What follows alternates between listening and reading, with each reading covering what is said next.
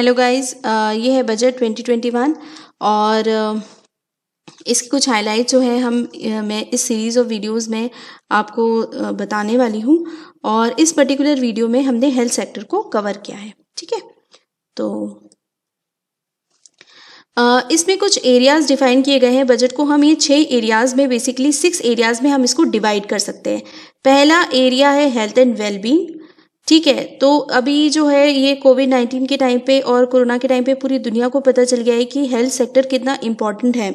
तो इसलिए, और इंडिया में तो इसकी अभी जो है बिल्कुल हमारे सामने ये चीज़ आ गई है कि हमारा जो हेल्थ सेक्टर है, एक आईना दिखा दिया है इसने हमको कि हेल्थ सेक्टर जो है हमारा कितना वीक है और बहुत सारी चीज़ों के रिफॉर्म्स की और डेवलपमेंट की यहाँ पर ज़रूरत है। इसलिए इस चीज़ का ध्यान रखते हुए इस बजट में हेल्थ सेक्टर को बहुत ज़्यादा प्रायोरिटी दी गई है। इसलिए इसको पहला पिलर जो है उसको बोला गया है।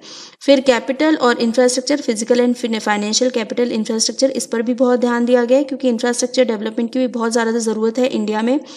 ठीक है, और इसी चीज़ में हम लोग जो है जिसको कहते हैं ना कि मार खाते हैं कि इंफ्रास्ट्रक्चर इतना अच्छा नहीं है अगर हम बाकी कंट्रीज से कंपेयर करें। ठीक है, इसीलिए जो है बहुत ज़्यादा माइग्रेशन भी होता है, लोग देश छोड़कर बाहर जाते हैं क्योंकि यहाँ पर इंफ्रास्ट्रक्चर इतना अच्छा नहीं है, रोड्स एंड ऑल। तो फिर है inclusive development for aspiring India, मतलब कि जो सारे सेक्टर्स हैं सोसाइटी के उनको इंक्लूड करा जाए, उनको साथ में लेकर चला जाए। तो इस बजट में सबके लिए कुछ ना कुछ है। फिर ह्यूमन कैपिटल की अगर हम बात करें तो हमारे यहाँ जो है यूथ्स हैं उनको डिग्रीज तो फिर भी मिल जाती हैं लेकिन स्किल्स इतनी डेवलप नहीं हो पाती। तो इसके लिए बहुत सारी चीज़ों की बात की गई है कि कैसे स्किल डेवलप किया जाए। स्किल इंडिया मिशन जो है उसके लिए काफ़ी बजट में एलोकेशन किए गए हैं और भी बहुत सारी जो चीज़ें हैं, इनोवेटिव आइडियाज़ जो है वो प्रपोज किए गए हैं। फिर है इनोवेशन और रिसर्च एंड डेवलपमेंट, जिससे हमको पता है कि इंडिया इज़ वेरी टैलेंटेड और यहाँ पर इनोवेशन और रिसर्च एंड डेवलपमेंट में बहुत सारी संभावनाएं हैं। तो उसको प्रमोट करने के लिए बजट में बात की गई है। फिर मिनिमम गवर्नमेंट और मैक्सिमम गवर्नेंस, यहाँ पे ट्रांसपेरेंसी की बात की गई है कि जो हमारा सिस्टम है, जुडिशरी सिस्टम, टैक्सेशन सिस्टम, ये सारी जो है इन चीज़ों में ज़्यादा से ज़्यादा रिफॉर्म किए जाएँ जिससे कि एक ट्रांसपेरेंसी आ सके। ठीक है, जो सबके लिए कन्वीनियंट हो जाए। ठीक, तो इस वाले पर्टिकुलर वीडियो में हम सिर्फ हेल्थ सेक्टर की बात करेंगे। बाकी की अगर आप जानना चाहते हैं चीज़ें, हाइलाइट्स देखना चाहते हैं तो आप मेरे दूसरे वीडियोस देख सकते हैं जिसकी लिंक मैं आपको डिस्क्रिप्शन में प्रोवाइड कर दूंगी। और या फिर आप मेरा चैनल सब्सक्राइब कर लीजिए तो आपको जो भी नए वीडियोस होंगे वो आपको तुरंत नोटिफिकेशन मिल जाएगा। और इस बजट की जो हाइलाइट्स हम कह सकते हैं, खास बात जो है, ये पहला ऐसा बजट है, पेपरलेस बजट इस डिजिटल इंडिया का। दूसरी चीज़ जो है इसमें ये पोस्ट कोरोना पेंडेमिक जो है ये पहला बजट है। तो इसी वजह से ये बहुत ज़्यादा चैलेंजिंग है क्योंकि एक्सपेक्टेशंस लोगों की बहुत ज़्यादा थी इससे। First budget of new decade है, ये 2021 का बजट है और एक ये बजट ऐसा है जो इकोनॉमी को हमारी रीसेट कर देगा, एक ये रीसेट बटन की तरह काम करेगा। ठीक है, और जिसको हम लोग ने देखा भी, अभी जैसे ये बजट जो है पेश किया गया वैसे ही तुरंत ही हमने देखा कि निफ्टी में और बीएसई में सब जगह उछाल आ गया, सेंसेक्स में, और जो मार्केट है वो काफ़ी ऊपर जा रहा है। तो इसका मतलब मुझे लगता है कि ये एक जो है अच्छा बजट आगे आने वाले सालों में साबित होगा। अब हम देखते हैं इसमें हेल्थ सेक्टर में। तो हेल्थ सेक्टर में जो टोटल एलोकेशन किया गया है वो है 2,23,846 करोड़, इतना एलोकेशन किया गया है। और अगर हम इसको पिछले साल से कंपेयर करें तो ये 137% इंक्रीज है। यू कैन इमेजिन कि बहुत ज़्यादा इस पर जोर दिया गया है और काफ़ी जो है हेल्थ के बारे में यहाँ पर बात की गई है। और इसको हम कह सकते हैं कि ये जो है वो एक प्रिवेंटिव, क्यूरेटिव और ये फॉर वेलबींग ये बनाया गया है।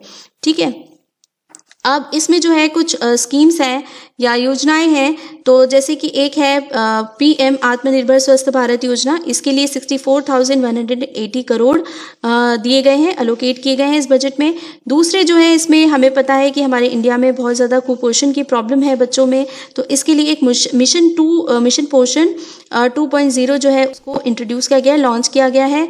फिर जो है 35,000 करोड़ जो है वो कोविड-19 वैक्सीन के लिए दिया गया है और उन्होंने ये भी कहा है फाइनेंस मिनिस्टर ने कि आगे अगर और ज़रूरत होती है तो और भी एलोकेट किए जाएंगे कोविड-19 वैक्सीन के लिए। ठीक है, फिर है अर्बन स्वच्छ भारत मिशन। जैसे कि हम लोगों को पता है ये चीज़ कि जो है अगर हम स्वच्छ रहेगा भारत तभी स्वस्थ रहेगा भारत। तो स्वच्छता मिशन जो है उसके लिए भी उसको भी प्रायोरिटी दी गई है यहाँ पर, जिससे कि कम से कम लोगों के अंदर बीमारियाँ हों। और जल जीवन मिशन अर्बन जो है ये WHO ने भी कहा है कि जो जल है अगर वो स्वच्छ जल होगा तो बहुत सारी बीमारियों से लोग बच सकते हैं। तो इसलिए जल जीवन मिशन अर्बन पर भी जो है ध्यान दिया गया है। इसीलिए देखिए इसको कहा गया है प्रिवेंटिव, है ना जी, प्रिवेंटिव है ये, कि ऐसा नहीं है कि पहले बीमारियां होंगी फिर हम जो है वो लोग जो है हॉस्पिटल में एडमिट होंगे तो फिर उनका इलाज कैसे किया जाएगा, वो होता है क्यूरेटिव। और ये प्रिवेंटिव है कि मतलब हम चाहते हैं कि लोग बीमार ही ना पड़े, कम से कम बीमार पड़े। इसीलिए स्वच्छ भारत मिशन पोषण और जल जीवन मिशन अर्बन ये जो है हम एक तरीके से कह सकते हैं कि ये प्रिवेंटिव मेजर्स लिए जाएंगे, ठीक है।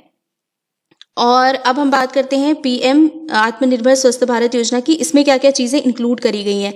तो 17,000 रूरल और 11 मतलब गांव के जो है ग्रामीण और 11,000 जो है शहरी हेल्थ और शहर में हेल्थ और वेलनेस सेंटर के को सपोर्ट किया जाएगा, उनको बनाया जाएगा, ठीक है, उनको सपोर्ट प्रोवाइड किया जाएगा, ठीक है। इससे गाँव में और सब जगह जो है हेल्थ और वेलनेस सेंटर बनाए जाएंगे। फिर 9 बायोसेफ्टी लैब्स बनाई जाएंगी, 4 इंस्टीट्यूट्स फॉर वायरोलॉजी ये बनाए जाएंगे और एक पब्लिक हेल्थ लैब्स जो है वो सारी डिस्ट्रिक्ट्स में बनाई जाएंगी। फिर पब्लिक हेल्थ यूनिट्स 11 स्टेट्स में इस्टेब्लिश की जाएंगी और जो कि टोटल हो जाएंगी अगर हम देखें तो 3,382 टोटल पब्लिक हेल्थ यूनिट्स जो है वो बनाई जाएंगी। और क्रिटिकल केयर हॉस्पिटल ब्लॉक्स बनाए जाएंगे 602 डिस्ट्रिक्ट्स में और 12 सेंट्रल इंस्टीट्यूशंस भी बनाए जाएंगे। फिर national centre for disease control जो है उसको स्ट्रेंथन किया जाएगा, ठीक है।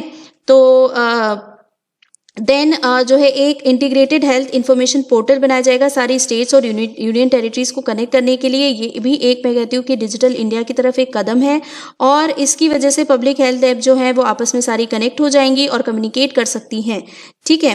तो फिर है उसके बाद में 70 न्यू PHU जो है वो ऑपरेशनल बनाए जाएंगे और 33 एग्जिस्टिंग PHU जो है उनको पॉइंट्स ऑफ एंट्री पे स्ट्रेंथन किया जाएगा, जैसे कि 32 एयरपोर्ट, 17 सी पोर्ट्स और 7 लैंड क्रॉसिंग्स पे।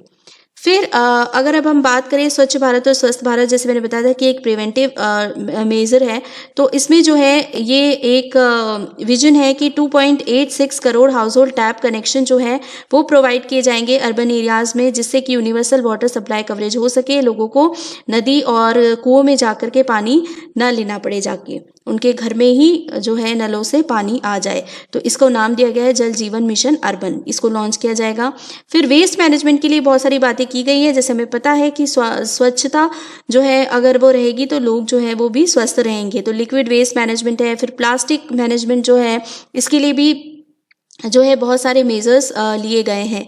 तो इसमें मतलब जो पोल्यूशन है, एयर पोल्यूशन, उसकी भी बात की गई है, ठीक है। तो जिससे कि हम लोग जो हैं सारे लोग स्वस्थ हवा में सांस ले सके, तो इसके लिए एक व्हीकल स्क्रैपिंग पॉलिसी जो पुराने व्हीकल्स हैं, अनफिट व्हीकल्स हैं, उनके लिए लाई गई है।